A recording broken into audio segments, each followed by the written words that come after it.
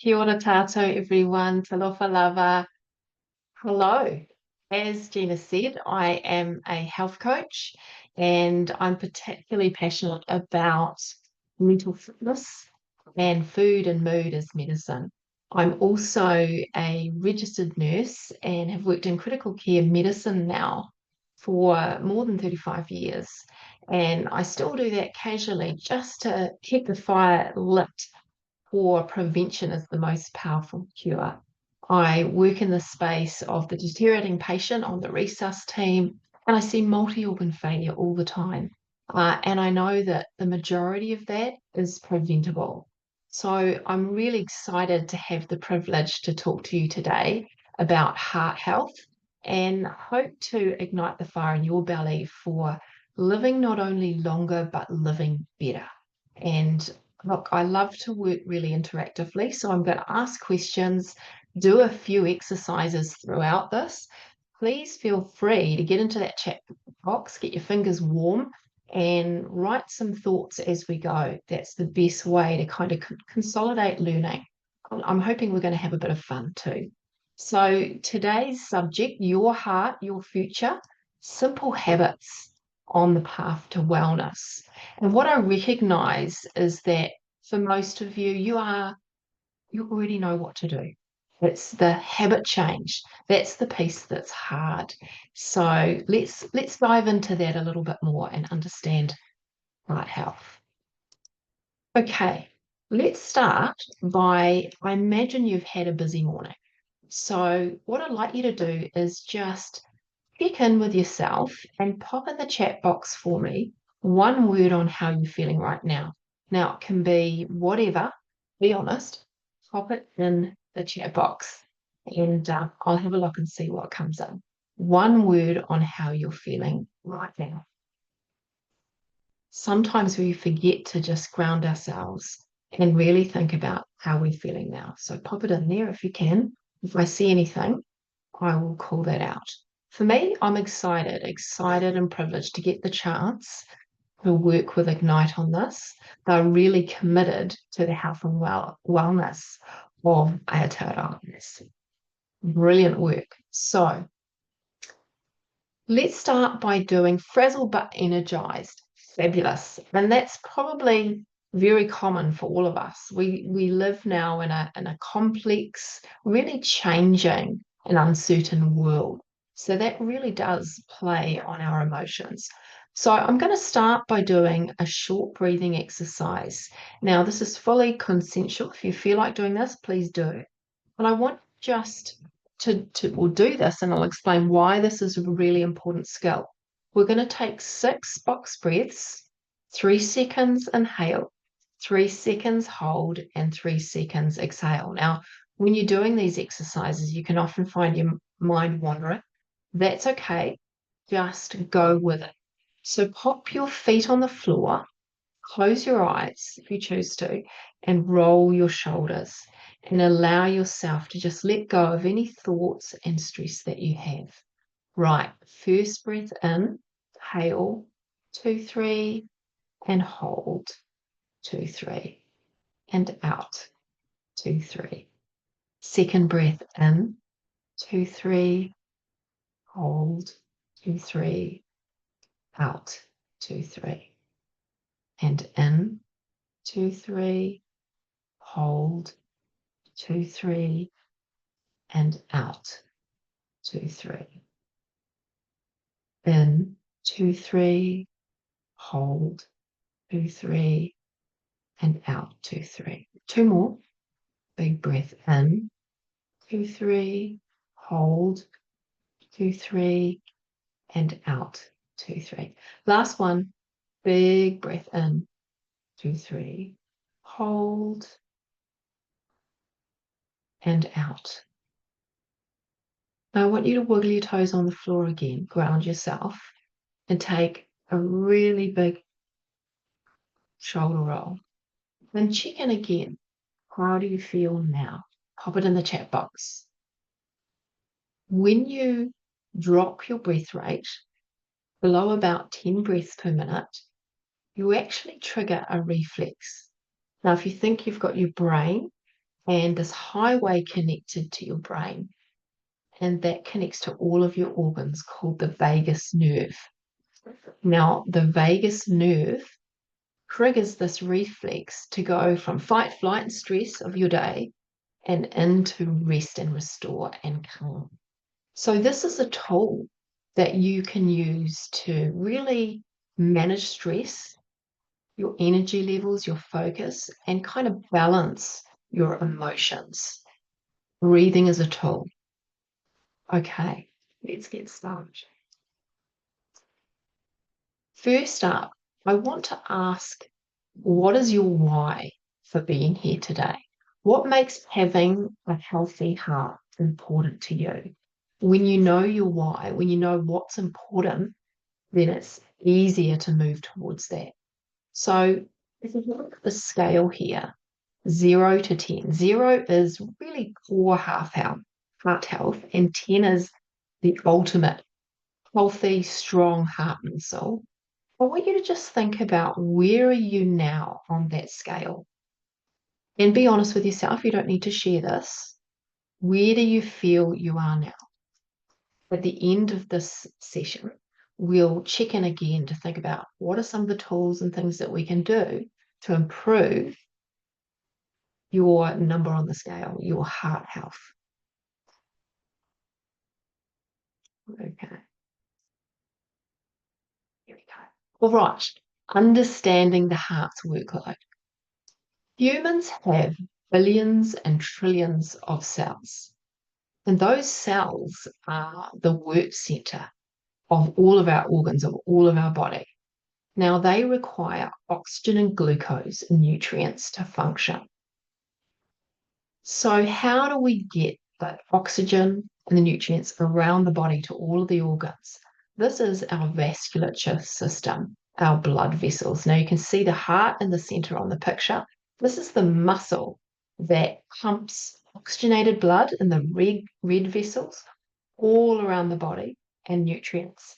And when it returns to the heart and the lungs to be reoxygenated and repumped around, it is blue. That is all your veins. So you've got arteries in red and blue is veins. And that is what workload of the heart is.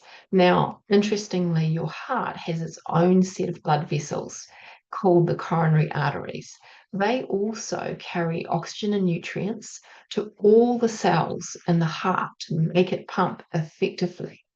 So, heart health plays a central role in supplying oxygen and nutrients to the body. And when you understand that workload, it makes it really poignant why protecting that health is vital. Now, what goes wrong? As I said before, we live in a world that is really volatile, it is uncertain, and times are changing. We're very hyper-connected.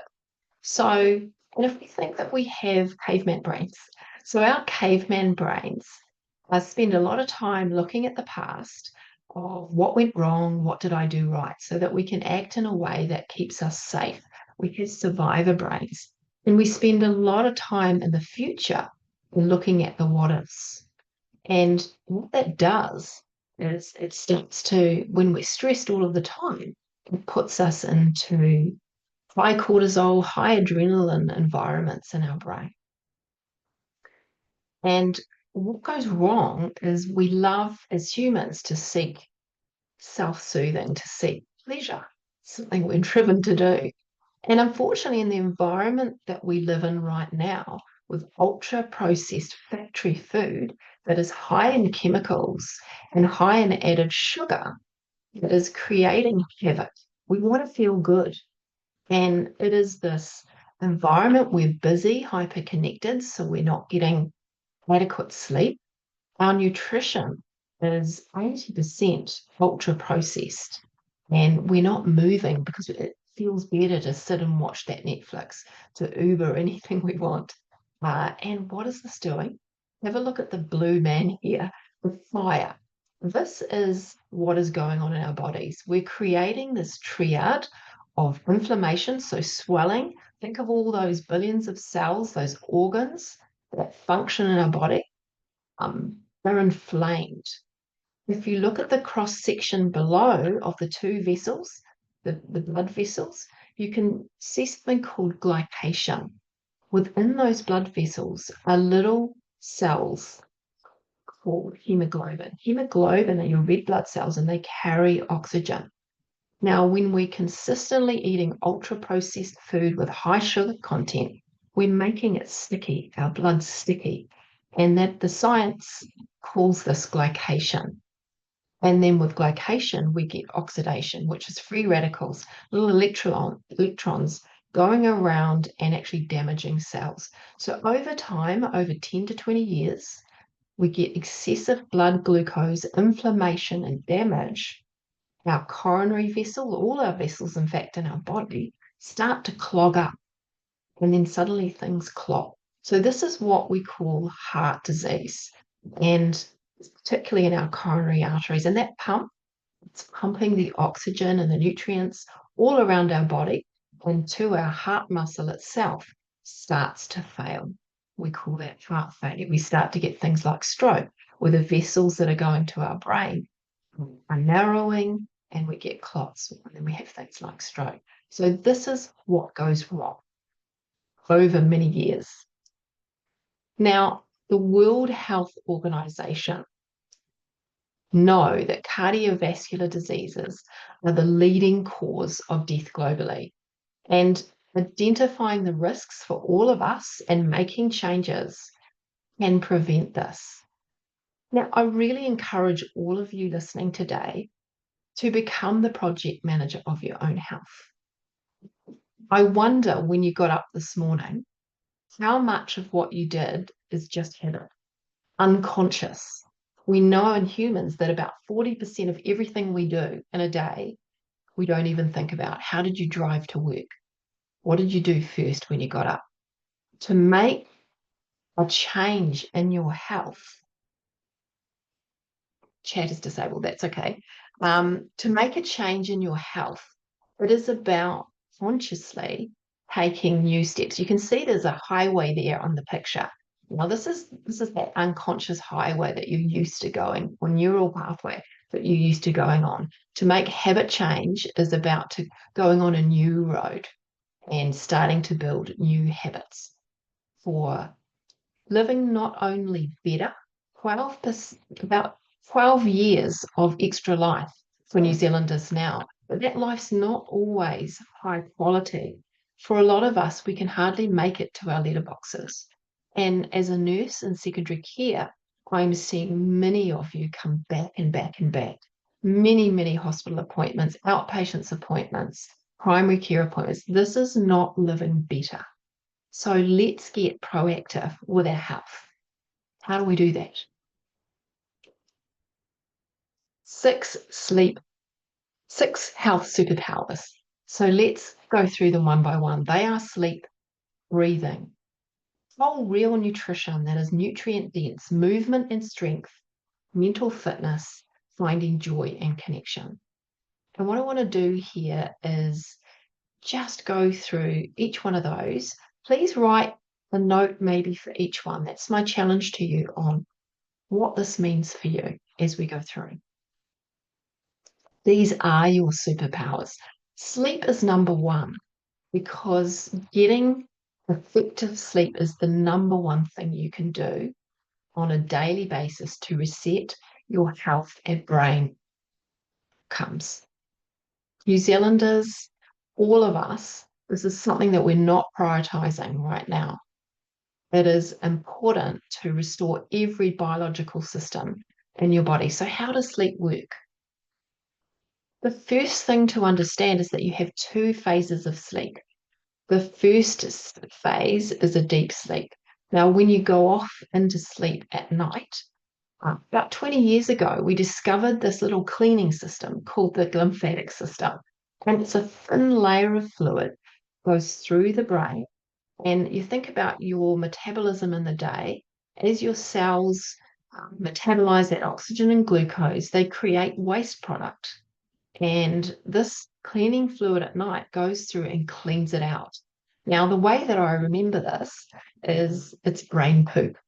And if you can imagine, the big broom just goes and cleans it out, just like you're doing your spring cleaning. But this happens every single night. Imagine if you're not getting that high clean, how are you going to feel? So the deep sleep.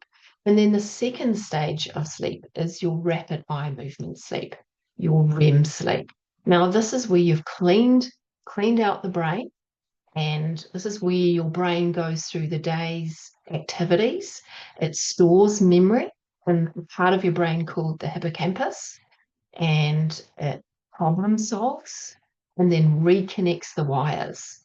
So this is your second phase. Now, it's interesting, something like alcohol. Alcohol it really helps you sleep. You go into that deep sleep, but it interrupts that second stage of sleep, that REM sleep. And so you're not reconnecting, you're not storing memories and rejuvenating. And so you get that terrible feeling in the morning. So prioritizing this, it's your reset button for the day. And what we know in the science is that not getting enough sleep consistently, you start to get that inflammation that we talked about. It is really key for mental fitness. Without sleep, it's very hard to do anything in health, to move well, to eat well, to connect with others, all of those other superpowers. So I say prioritize sleep. Now, we've already talked about breathing, how calming and lowering your rest rate can automatically create a barrier reflex into calm and restore. My challenge to you is two things. One is to drink lots of water in your workday. Make sure you go to the bathroom regularly and don't take your phone. Just do some breathing exercises and just get that calm and micro break. The second one is to do a little bit of experiment out there. Really start getting curious and notice some of your colleagues, notice some of the people in the community. You'll see them breathing with their shoulders up like this. They're breathing through the mouth and they're taking lots of breaths. As a human, it's normal to breathe through your nose and out through your mouth. And when you do that, you take really good deep breaths. When you're like this, you're hyperventilating. You're not getting effective oxygenation. And what you're actually doing is creating an acidic environment in your body. Now, what does that do? It triggers the stress, the cortisol, the adrenaline, and it's telling your body, oh, danger, danger, danger. Now, if you're chronically doing that, imagine what you're doing to physiology. Again, that inflammation, that oxidation. I don't know if any of you follow the Awkward Yeti cartoons. They're awesome. You can see the lungs here and the heart. We got something. I love it. I'm going to share it with everyone. This is oxygen. We want to oxygenate our bodies really well and prioritize learning to use our gear system, which is being able to breathe through our nose, up through our mouth, and calm things when we need to. No wonder there's so many breathing clinics out there. It really is medicine. Whole, real, unprocessed kai. As I said, we have a very highly processed food environment. So this takes a lot of practice to get right. And this is something that was designed by the professor that I work with, Professor Schofield. And I want to go through it with you because I think it really shows you the precursor to all chronic preventable disease in our community, which is fully on the rise. Things like type 2 diabetes, heart disease, hypertension, strokes, heart failure, early onset dementia, and the like. So the blood sugar roller coaster. Now, it's important to know we looked at that vascular system before that delivers the oxygen and the glucose to all of the organs in the body.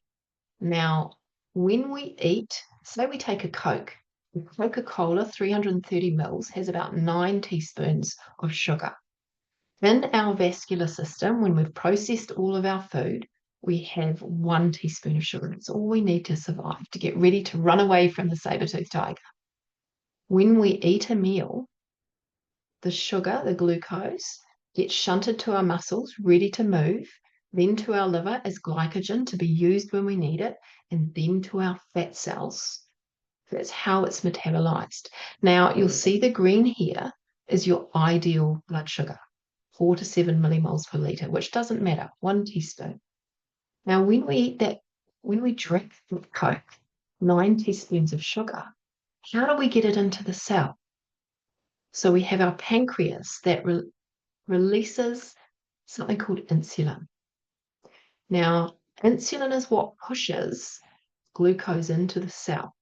So we need insulin to push the energy into the cell.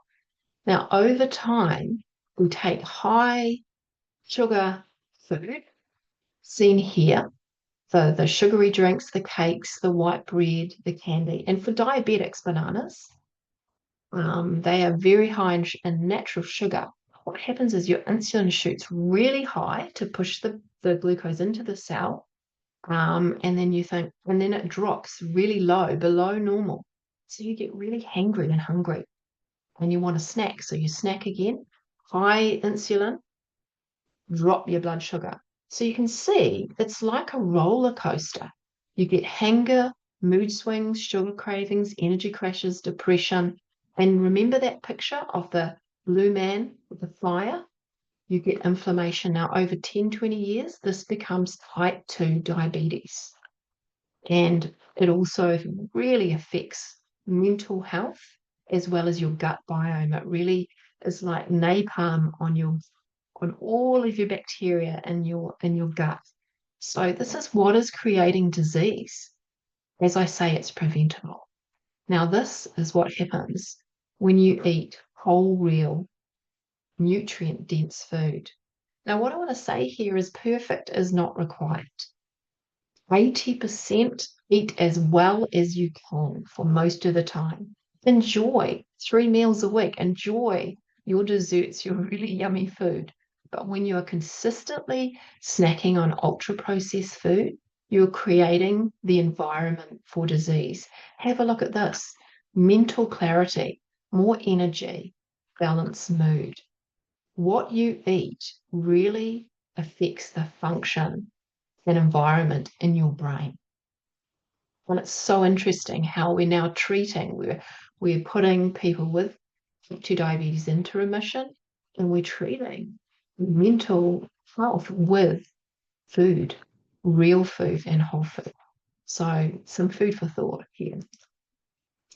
Number 4 in our superpower is movement and strength. And it really is medicine. I call it our hope molecules. When we move, we release hope molecules. Now, what do I mean by this? Brain-derived neurotrophic factor, big word, BDNF. This is a growth factor. When I move my muscles, I secrete this growth factor. What does it do? Now, remember all of these cells? It cleans them out. Not only that, it creates something called neurogenesis.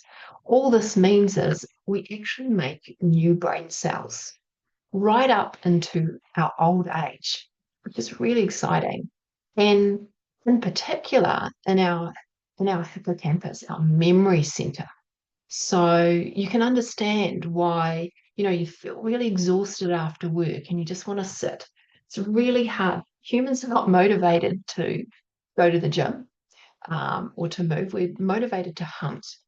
But when we do move, we're cleaning out our cells, we're creating memories, we're creating new brain cells, and we feel better. And there's also been research to say that, when we go and look by the sea, by the lake, and in the bush and the green, even when we go bare feet, we secrete brain-derived neurotrophic factor. So if you're feeling low, if you're in the struggle and the overwhelm, you need a reset. Move. Get moving. Even 5 minutes a day is a great way to start building that consistent habit, building a new road, a new habit. Mental fitness. Now, if we think about in Greek times, There was this philosopher called Epictetus. He was really keen on that. It was a street philosophy called Stoicism. And Epictetus was born into slavery, so lived a really tough life. And he talked about if you don't have hard times and you don't have stress, then you don't grow. And this is really important to understand that for most of us, if you think of the mental health continuum over a lifetime, it is normal for all of us to have times of stress, times of feeling low, and times of feeling anxious. This is what our brain is designed to do. And so we go up and down that continuum anytime. Hormesis is the scientific word for that stress. Now, if we think of some of the color vegetables we eat, like, say, red peppers, beautiful red color, those are slightly phytotoxic to our cells. And so, what they do when we eat them is they give our cells a little challenge, but our cells come out on top, they get stronger. And we are like that as humans. We need a certain amount of stress to get better at things. Think about the last time you did something really, really hard and you succeeded. How did you feel? Stronger, more confident. So, what Epictetus is saying is that lots is going to happen in your life. Sickness is a hindrance to your health, yes, but you still have the ability to choose. You still have choice. And a lot of things that happen to us in this environment in modern times is it's your perspective. You can choose the way that you see things that happen to you. So here's a really good example that I use as a health coach with clients. Now you've got a challenge in front of you. You're feeling really stressed and overwhelmed. There's two ways to look at this. You can see the guy on the left-hand side feeling overwhelmed and stressed and so much stretch to get me where I need to do. When you start thinking that, then your emotions follow the fear, the I can't do this, the story that you tell yourself, and then the behavior. You go into overwhelm. I'm sure you can all think of times like this. How would it be if you reframed to the picture on the right of thinking, you know what? I'm in the gym. I'm going to get stronger and mentally fitter. I'm just going to do 1% by 1% every day. I'm going to do 20 minutes practice on this and I'm going to take small steps. I can do this. It's hard and I'm not yet there yet, but I'm going to take the small steps. Now, learning to have psychological flexibility in times of change and to be able to move things around and be flexible is so, so important. And there are many tools that are so useful in modern times, acceptance commitment therapy, cognitive behavioral therapy tools that can really help you through a challenge. So getting mentally fit is one of your superpowers. Okay. And last but not least is connection and finding joy. What is important about this? Well, firstly, humans are meant to work together and collaborate. That's how we designed. And not that long ago, we discovered that humans have brain cells called mirror neurons. So if I smile at you, I'm going to give you a big smile, you're going to smile back at me. That's what your brain's designed to do, to connect with me. If I scowl at you, again, you're not going to feel too happy. You're going to feel disconnected. And what's important about that is that how you show up, how you work alongside other people, has such an osmotic effect in a community and a culture. And we're designed to connect. When we connect, we get happy chemicals and hormones, the oxytocin, the endorphins. Finding joy, like I said before, it's not going to be that every day we're going to find this happiness, this joy, but being able to find joy in the small things and really set off those happy hormones, the dopamine, the serotonin as well. is key. What we're doing in our current modern times is a lot of the sources of our dopamine, our feeling happy and good, which we're designed to do, are really counterintuitive to our health. Think of the Netflix. Now, nothing wrong with Netflix. I love it. But when we're doing it to 2 o'clock in the morning and we're not getting that brain clean and rewire, that is having severe consequences. The alcohol intake, recreational drugs, the ultra processed food, the lack of movement. If you're getting your dopamine and you're feeling good from these things all of the time consistently, we can see what's going to happen. Now, where can we swap out getting those happy hormones? And here's the question that I want to leave you with that. What gives you joy? Or what makes you smile? It might be having connection with whānau. It might be, for me, my wairua, my spiritual happiness is about going to the beach, putting my feet in the sun, getting in the water, being with my family, just in the sun, having a cup of tea. It might be reading. It might be going out with your friends and having a good old belly laugh. Uh, some of the more adventurous people getting into cold water, having saunas, all sorts of things. And I really encourage you to think about what can you swap out again and doing things in moderation. So let's think about what can you swap out. And this is all about, I talked at the beginning about the highway of habits that you just do every day. To build a new mental map takes small, consistent steps, just like that ladder. So, building a new mental map, here's some examples. So, Netflix and social media marathons, and I want to say, none of us are perfect. I said that, and I know that some of these things I do, and it's a consistent work in progress. So, Netflix and social media marathons, really getting curious and noticing my patterns and prioritizing sleep. Since I've gone to bed and got up at the same time every day, I no longer have sleep issues. Prioritizing sleep. And there's so many things that you can do to reset your sleep. Amazing cognitive behavioral tools these days, lots and lots of science coming out. Stress. Now, there's a lot of stress, overwhelm, and burnout out there currently. Mini breaks, that breathing, it's totally underrated. And I really challenge you to give that a go. Taking those micro breaks, our brain's not meant to go for an hour and hours and hours without stopping. Even just a couple of minutes, a snacktivity like doing a little bit of movement, having a break, doing your meetings, walking. When I meet my friends now, I go walking with them. I do walking coaching and breathe. Instigate more oxygen into all of your vessels, into your organs, and get rid of all that acid.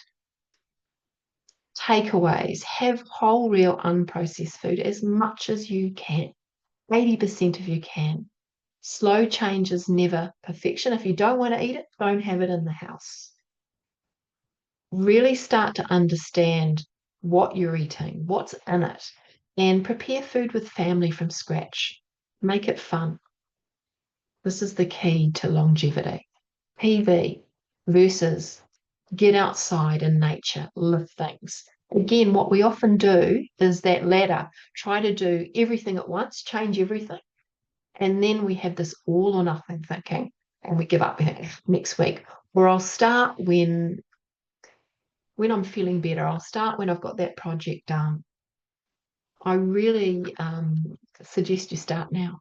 Just do small things. Overthinking and avoidance. Again, another natural human quality. Again, just connect with others. Remember, connection is medicine. That gives you oxytocin and serotonin. It gives you more, when you're feeling happy, you're more motivated to make positive change. Get it done together. Find an accountability buddy to start some of these things with and text each other, tell each other what you're going to do, when you're going to do it. Laugh. Find the joy, find the ones. And the struggle, you're really in the struggle and overwhelm right now. Set really solid boundaries on what you will and won't do, leaving work on time, all of those things. But I think the number one is our brain is wired to see the negative. That's its survivor brain. If I asked you, you sat 3 exams yesterday, you got 2 A's and 1 D. Most of you would concentrate on the D. You wouldn't celebrate the A's. So that's how your brain's wired. The challenge is every day when you leave work, when you finish your day, what is one win? Have gratitude, flip your brain into seeing that positive, finding the joy. What is my one win today? What am I grateful for? What is one small step I can take tomorrow? Those small steps forward.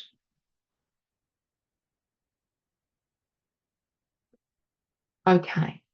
So, what I'd like you to think about now is what does your first step to better heart health look like?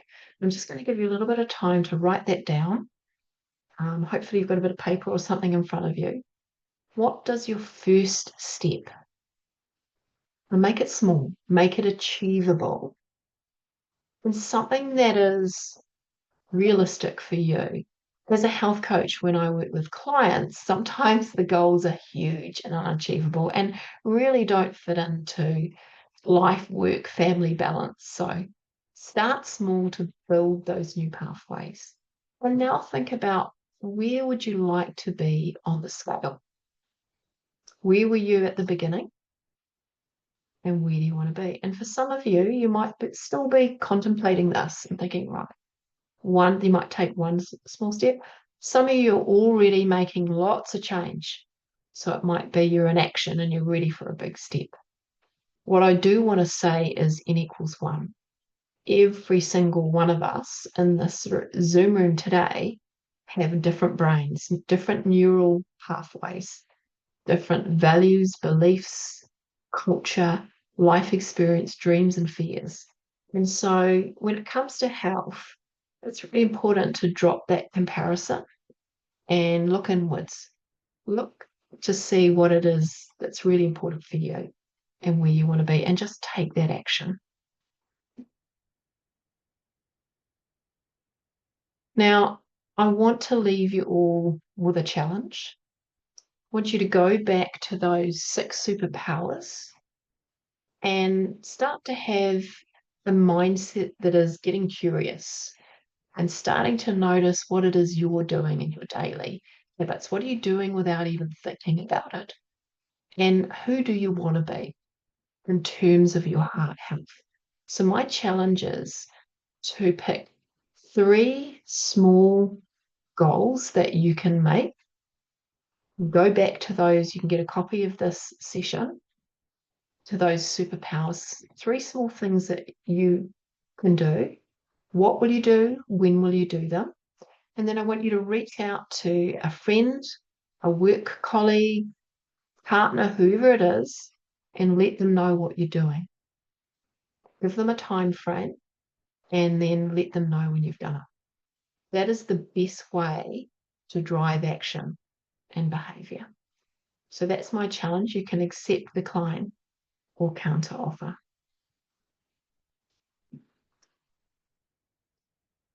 Just want to say thank you so much for having me on board for the webinar today. I have great pleasure in working alongside my clients with these superpowers. And I know that change is difficult, but once you start making those first moves and you use some of these behavior change techniques going along that new path and consistently go along it, and when your brain says, oh, start again next week, or I'll do it when, and you keep going, then you start to override those. So get out there and be the project manager of your own health. I'll take any questions now, Gina. Awesome. Thank you so much, Sonia. That was so enlightening. Lots of really great information in there. I just have a question. Sure. If setting 3 goals feels a bit overwhelming to start with, just picking up on what you said around, small steps, Of those six superpowers, if if somebody felt only able to set one small goal to start with, is there one that you would encourage them to kind of start with in terms of getting the most bang for your buck, so to speak? Oh, what a great question. So, nice thing to do for each of those superpowers is put them on a scale, 0 to 10. Where do I feel for each one? And pick the one that's the lowest. So that individualizes it. What I will always say to any client is sleep.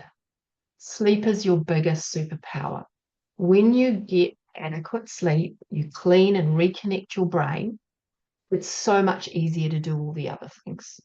Mm, yeah, that's awesome. Thank you. And just on that note of sleep, we have a question around, can snoring or sleep apnea signal deeper cardiovascular risk? 100%. Yeah. Absolutely, it can. And what is important that is that you go to your GP and a referral. If you do have, you either have obstructive sleep apnea or you think you may do, because it will be disrupting your sleep. Mm, And again, that, there's many things you can do for that, but there's also, again, you can look at all of those superpowers and start making those small changes one by one, as you say, Gina. mm, So, for a lot of people with chronic disease, it's like, but I'm already there. mm, Well, actually, there is so much you can do that's really simple. It's just the consistency that is key. mm. Cool. Thank you. Another question, how would someone know that they were at risk of heart disease if they felt healthy? So they might rate themselves as a 10 on the scale that you shared, but how might they know if despite feeling well that they had some risk? So many ways. I think the first thing is when you're starting to move and walk around, if you've got shortness of breath, if you're on walking in short distances and you're getting short of breath, if you're going up a hill, that might be a sign. If you notice your ankles are swelling, if you're getting chest pain, or you're getting like fluttering in your chest, like butterflies, you notice that your heart rate is regular, or it's just really high just on sitting. So any pain in your chest, your jaw, your left arm, if you're getting lots of nausea, and sort of chest tightness and things like that, then anything at all is really, really important. Go immediately to your GP. If you have severe chest pain or chest pain at all, then getting quickly medical attention. But I think what I encourage my clients to do is, we with health these days, we spend a lot of time fixing what is wrong. And so we've all become quite used to going to health professionals and being told what to do. And we've lost a little bit of our intuition of our own body. So I would Mm, encourage you all to get really curious and start to kind of get to know yourself again.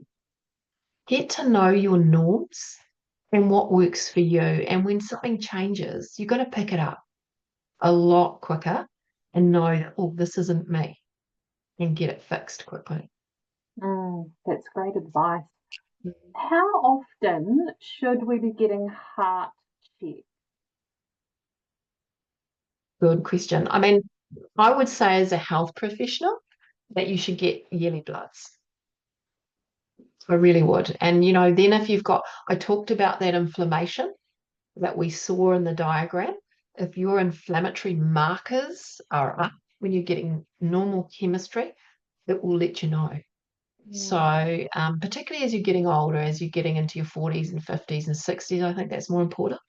Um, Again, a lot of people are really being quite proactively preventative. They're getting DEXA scans and bloods in early age. And so, having a baseline mm, on your wellness is really important. Again, baseline bloods, understanding yourself, is really important too. If you've got a family history of heart disease, then be preventative. Um, Make sure you have a GP, make sure they know your history. Mm. Get online so you can see your blood results. And again, gently does it. You don't need to, overdo it, but just start to know some of the things that will be useful to prevent that heart disease. And there's a lot of work being done now in epigenetics, and that you can actually change your outcomes, and genetic outcomes with lifestyle medicine. That's what's Mhm. exciting. Yeah, that's awesome. I was just about to ask about if you had heart disease in the family, so thank you for covering that. There's another question here going back to sleep. Um, so, a lot of people have trouble sleeping. Sometimes they get woken up by children during the night. Yeah. Um, any tips for Oh, how to how to improve sleep? And also, are dreams linked to REM sleep? How would someone know if they were getting that REM sleep? I love these questions. Thank you so much, everyone. Yes, REM sleep is when you dream. And what's so interesting, this is fascinating, is that when you're in dream sleep, your body, and for some people this doesn't happen, but for the most of us, is you actually have this natural anesthetic that paralyzes you when you're dream sleeping and REM sleep. It's when you're reconnecting. But when you've woken up and you've been dreaming, you know that you're getting that REM sleep. A lot of us wear devices now where you can actually pick up your sleep quality, your deep sleep and your REM sleep.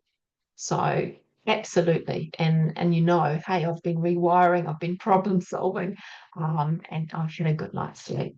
So you really want to get those dreams in. Now, what was the second question? The first part was about any tips if your Oh, sleep yes, is disturbed by children during the night. during the night. I think if we stay in the latest, and I look at all the latest research and all of these things, because that's the key function of a health coach. But certainly, if you're getting woken up at night and you lie there for a long time, what can happen is you start getting in that cycle of worry and can't Mm, sleep. So get up, don't turn all the lights on, because then your body's saying, oh, it's day. You're sitting yourself, you're changing your circadian rhythm. So getting up for a little while, and maybe just reading with a low light, or just doing something gentle and then just waiting till you're sleeping and getting back to bed is really useful. For a lot of people that I work with, getting to sleep is an issue. And so a great tip is to schedule some worry time in the day, 10, 15 minutes. Write down all the things that are bothering you, screw it up and throw it in the bin or delete it off your computer, because that is often the thing that keeps us from sleeping. It's also important. Like some people that wake up in the night think, oh, I need to go straight back to sleep. It takes a good 25 minutes for our mm, brain to slow down and get back into that deep sleep. So it's also about just sometimes you can't understand how long it's taking. So just let it go, do your box breathing and work through it. mm. Great advice. Thank you, Sonia. There's a question around digestive, if someone has digestive issues and Yeah. are wanting to have a healthier diet, and I'm not sure if it's related, but whether posture can have an impact. I think that might be relating to the digestive issues, whether posture can have an impact on digestion. 100% it can. You imagine even just thinking about it, when you're like this, as I am now, what is it doing to your intestine, to your stomach? It's creating stress and therefore inflammation. And look, I'm really passionate about gut health as a health coach. Your gut, your heart, and your brain constantly talk to each other. And when you are taking ultra processed food, you're not moving, you're sort of curling inwards and you're becoming stiff, and inflamed, then it changes your whole makeup. Your gut biome goes all the way from your mouth down to your anus. And it's like a rainforest. It's got all of these bacteria, and happy bacteria, I call them. And so the way that you eat affects that gut biome, and that affects your brain health because they're talking to each other. So it is wholly linked, and there is so much you can do. I would say that N equals one.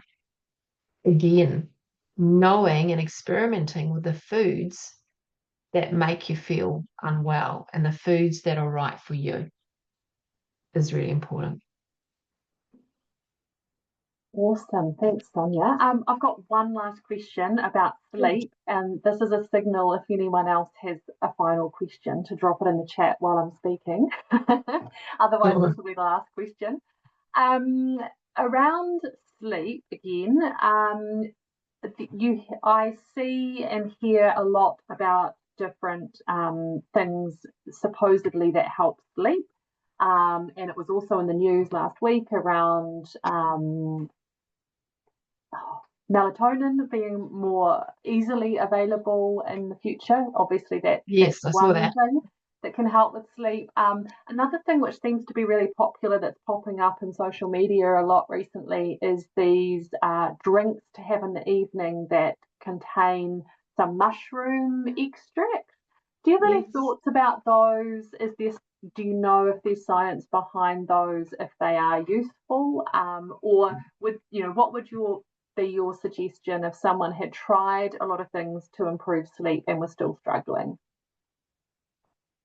Look, my suggestion as a health coach is if it's science backed, then yes, I would start off with maybe working alongside a health coach and actually having that experimental mindset of going back to your sleep baseline and really understanding the science of sleeping, understanding your patterns and unpicking them and using some of the cognitive behavioral therapy techniques.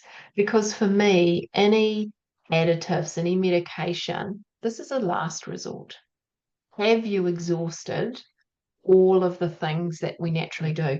My number one advice for someone that really can't sleep is go camping. Because when we get up with sunrise and we go to sleep with sundown, that naturally tells our body when to sleep. And we are doing everything in modern times to disrupt this. So going back to those natural processes is for me is really important. And from there, making some consideration of melatonin, that's just the hormone that helps you go off to sleep. But when you're using that, you're disrupting your normal patterns. So exhaust that option first. I hope that's a helpful answer to you. It is. Thank you so much, Sonia. We've had a question whether you're taking on new clients. The webinar's been so interesting. There's a couple of comments there thanking you and saying how informative it's been. So I guess in terms of taking on new clients, check out your availability in the Ignite platform is what I would say. Yes, definitely taking on new clients. Love also working in groups because I do believe connection is medicine. And so group coaching is key as well in terms of learning from each other. There's a lot of strength and power and health in the communities as well. Awesome. Thank you so much, Sonia, and thank you everyone who's joined us for the webinar today. We will make the recording available in the next couple of weeks. So if you want to have another watch and pick up all that goodness that Sonia has shared, you'll be able to do so. Enjoy the rest of your day.